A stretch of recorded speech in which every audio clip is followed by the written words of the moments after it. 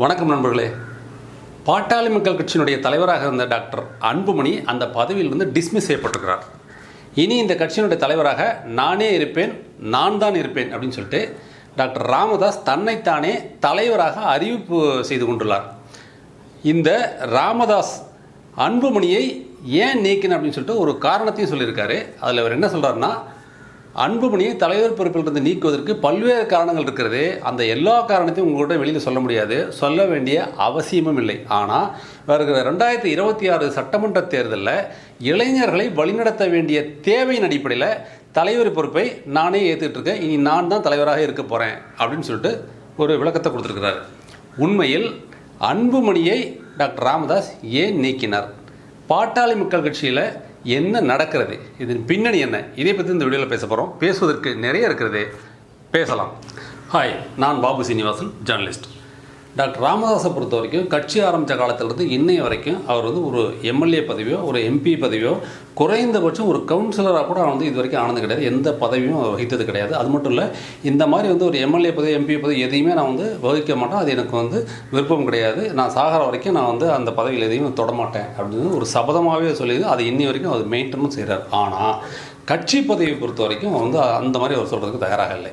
இந்த கட்சி பதவி அந்த அளவுக்கு முக்கியத்துவம் பெறுவதற்கு காரணம் இன்னொன்று என்னன்னாக்க, கூட்டணி விஷயத்தில் தந்தை மகனுக்கிடையே ஒரு மிகப்பெரிய உரசல் ரொம்ப நீண்ட நாளாக இருக்குது அப்படின்னு சொல்லிட்டு அவருடைய, அதாவது ராமதாஸை சுற்றி இருக்கக்கூடிய அவருடைய ஆதரவாளர் சொல்லக்கூடிய ஒரு முக்கிய தகவலாக இருக்குது. என்ன சொல்கிறாங்கன்னாக்க, கடந்த நாடாளுமன்ற தேர்தலையே அதிமுக கூட தான் கூட்டணி வைக்கணும் அப்படின்றது டாக்டர் ராமதாஸனுடைய எண்ணமாக இருந்திருக்குது. ஆனால் அன்புமணியை பொறுத்த வரைக்கும் பிஜேபி கூட தான் கூட்டணி வைக்கணும், அவர் பிடிவாதமாக இருந்திருக்காரு. அதுக்கு காரணம் என்னென்னா, பிஜேபி கூட கூட்டணி வச்சா பிஜேபி ஜெயிச்சாக்க தனக்கு ஒரு மத்திய அமைச்சர் பதவி கிடைக்கிறதுக்கு வாய்ப்பு இருக்குது அப்படின்ற அந்த அடிப்படையில் தன்னுடைய நலன் சார்ந்து அன்புமணி யோசித்தார். ஆனால் டாக்டர் ராமதாஸை பொறுத்த வரைக்கும் அதிமுக கூட கூட்டணி வச்சா நம்ம ஒரு 2 எம்பி ஒரு 3 எம்பி கிடைச்சா கூட அது கட்சியினுடைய நலனுக்கு நல்லது அப்படின்னு சொல்லிட்டு கட்சியின் நலன் சார்ந்து டாக்டர் ராமதாஸ் யோசித்தார். இந்த வகையில் 2 பேருக்கும் உரசல் இருந்துச்சு. ஆனால் கடைசியில் ரொம்ப பிடிவாதமாக இருந்ததுனால டாக்டர் ராமதாஸ் அன்புமணியுடைய முன்னேற்பாடுகளுக்கு செவிசாய்ச்சி கடைசியில் பிஜேபி கூட கூட்டணி வச்சாங்க. அப்படி கூட்டணி வச்சதில் ஒரு இடத்துல கூட ஜெயிக்கல. மொத்தம் 40 தொகுதியுமே திமுக கூட்டணி ஜெயிச்சுட்டு போயிட்டாங்க. அதனால் அங்கேயே ஆரம்பிச்சது. ஆனால் இந்த முறை அடுத்த வர சட்டமன்ற தேர்தலில் அதிமுக கூட தான் கூட்டணி வைக்கணும் அப்படின்றதுல டாக்டர் ராமதாஸ் ரொம்ப தெளிவாக இருக்கார். இப்போவும் பிஜேபி கூட தான் போகணுன்றது அன்புமணி தெளிவாக இருக்கார். இந்த மோதல் தான் 2 பேர்த்துக்கு உண்டான மிக முக்கிய காரணமாக இருக்குது அப்படின்னு சொல்லிட்டு அவருடைய க்ளோஸ் சர்க்கிளில் இருக்கிறவங்க சொல்கிறாங்க. இது முதல் காரணம். ஆனால் 2வது காரணம், அந்த கட்சியினுடைய இளைஞரணி தலைவராக சமீபத்தில் அறிவிக்கப்பட்ட முகுந்தன், தந்தை மகனுக்கு இடையே இந்த உரசலுக்கான ட்ரிகர் பாயிண்ட் எதுன்னா முகுந்தன்.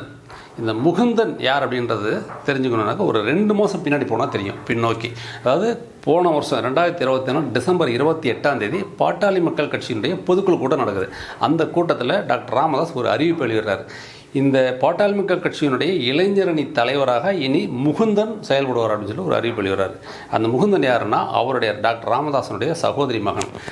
இந்த அறிவிப்பை வெளியிட்ட உடனே அதே பொதுக்குழு கூட்ட மேடையிலேயே அன்புமணி டாக்டர் ராமதாஸ் முன்னாடி தன்னுடைய எதிர்ப்பை பதிவு செய்கிறார். என்ன சொல்கிறாருன்னா, அவன் கட்சியில் சேர்ந்து 3-4 மாதம் தான் ஆகுது, அவனை போய்ட்டு தலைவர் பொறுப்பு நியமிக்கிறீங்க, கட்சியில் எவ்வளோ பெரிய முன்னணி நிர்வாகிகள் இருக்கிறாங்க, அந்த மூத்த நிர்வாகிகள் அவங்கள நியமிச்சுன்னா கட்சி இன்னும் துடிப்போடு செயல்படும், அவங்கள விட்டு நீங்கள் இவனை போய் நியமிக்கிறீங்க, அதனால் ஏற்றுக்க முடியாது அப்படின்னு சொல்லிட்டு அந்த மேடையிலேயே அன்புமணி சொல்கிறாரு. அதுக்கு பதில் கொடுத்த டாக்டர் ராமதாஸ் அதே மேடையிலே அன்புமணி சொல்கிறாரு, இந்த கட்சி நான் வளர்த்த கட்சி, நான் உருவாக்கின கட்சி, இந்த கட்சியில் நான் சொல்கிறத ஏற்றுக்கிட்டு இருக்கிறவங்க இருக்கலாம், இல்லை கட்சியோட வெளியே போதான் தாராளமாக போகலாம் அப்படின்னு சொல்லிட்டு அங்கேயே போட்டு உடைச்சார். இந்த மோதல் வெளிப்படையாக அங்கேயே தெரிஞ்சு அன்றைக்கி எல்லா பேப்பர்லையும் எல்லா ஊடகங்களையும் ஃப்ளாஷ் ஆச்சு.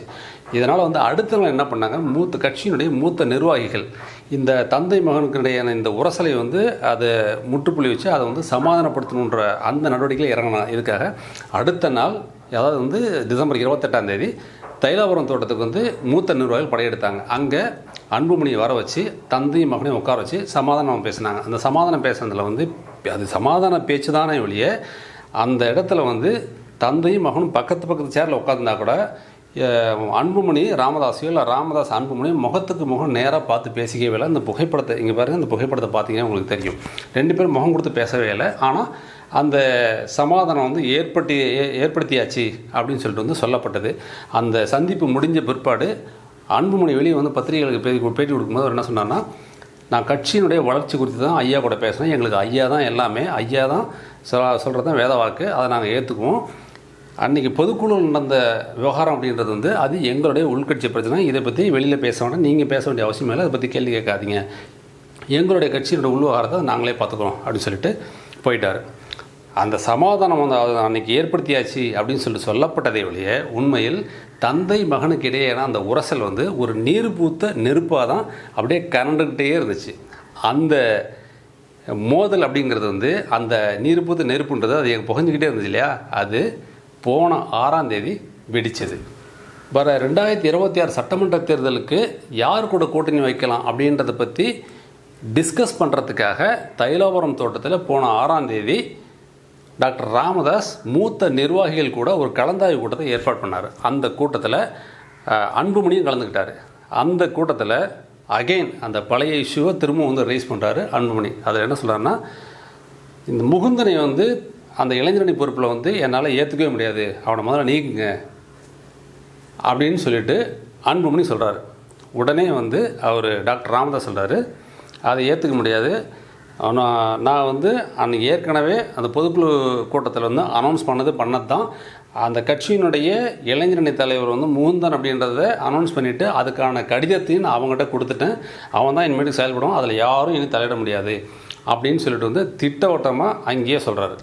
அப்போ திரும்பவும் வந்து ஒரு அன்புமணி என்ன சொல்கிறாரு, நீங்கள் வந்து இந்த கட்சியில் வந்து பேரளவுக்கு தான் நான் வந்து தலைவராக இருக்கிறேன், எனக்கு எந்த அதிகாரமும் கிடையாது, இந்த கட்சியில் வந்து நிர்வாகிகள் நியமிக்கப்படுறது முதல் கொண்டு ஒரு சின்ன போஸ்டிங் யாராக நியமித்தா கூட அதை கூட ஒரு சாதாரண தொண்டன் மாதிரி நான் வந்து பத்திரிகையில் பார்த்தா நானே தெரிஞ்சுக்கிறேன், அந்த நிர்வாகிகள் நியமனத்தில் கூட வந்து கையெழுத்து ஒரு தலைவராக நான் போகிறதில்ல, அதையும் நீங்கள் தான் போடுறீங்க, இந்த லெவலில் வந்து நான் வந்து இந்த பதவியை நான் வந்து பேரளவுக்கு நான் எதுக்கு இந்த தலைவர் பதவி வச்சுக்கணும், அது பேசாமல் நீங்களே வச்சுக்கலாமே அப்படின்னு சொல்லிட்டு தன்னுடைய ஆவேசத்தை அங்கேயே கொட்டியிருக்கிறாரு.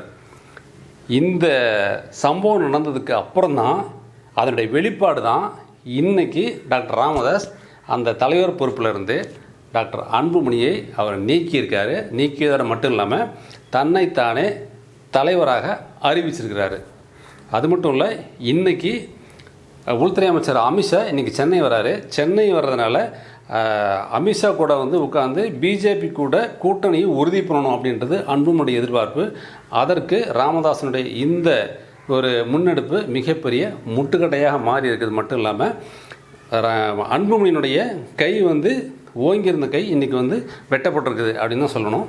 ஏன்னா இந்த முடிவை வந்து டாக்டர் ராமதாஸ் அறிவித்ததுக்கு அப்புறம் அன்புமணிக்கு ஆதரவாக அந்த கட்சியினுடைய தொண்டர்கள் தைலாபுரம் தோட்டத்துக்கு முன்னாடி போயிட்டு டாக்டர் ராமதாஸ் வீட்டு முன்னாடி கோஷம் போட்டு மிகப்பெரிய வந்து கோஷத்தை எழுப்பியிருக்கிறாங்க. எங்களுக்கு சாகர வரைக்கும் வந்து அவர் அன்புமணி தான் தலைவர், நீங்கள் வேறு யார் போடலாம் நாங்கள் ஏற்றுக்க மாட்டோம், உங்களையும் நாங்கள் ஏற்றுக்க மாட்டோம், அன்புமணி தான் நாங்கள் ஏற்றுக்கோன்னு சொல்லிட்டு அங்கே போராட்டங்கள் பண்ணியிருக்கிறாங்க.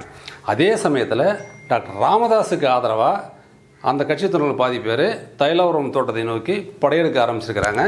இன்னொரு தரப்பு வந்து டாக்டர் அன்புமணியுடைய வீடு இருக்கக்கூடிய அவர் ஏற்கனவே தன்னுடைய போன பொதுக்குழு கூட்டத்தில் அறிவிச்சார் இல்லையா, என்னை இனிமேட்டுக்கு வந்து நீங்கள் பனையூரில் சந்திக்கலாம் அப்படின்னு சொல்லிட்டு அந்த பனையூரை நோக்கி இன்னும் அவருக்கு ஆதரவான சில அன்புமணிக்கு ஆதரவான தொண்டர்கள் வந்து பனையூரை நோக்கி வந்தவனும் இருக்கிறார்கள். இதுதான் நண்பர்களே.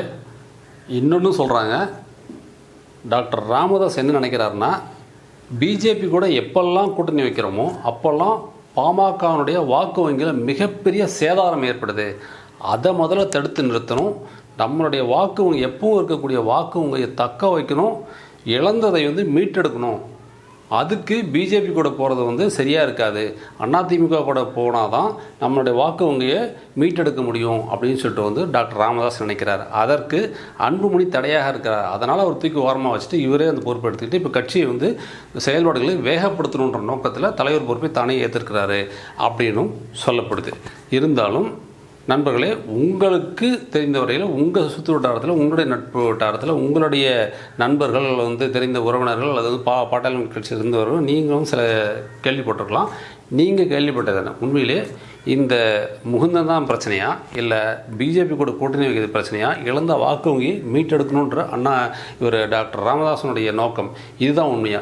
இதில் எது உண்மை? நீங்கள் என்ன நினைக்கிறீங்க? உங்களுடைய கருத்துக்களை போஸ்ட் பண்ணுங்கள். அடுத்த வீடியோவில் சந்திக்கலாம். அதுவரை பாய்.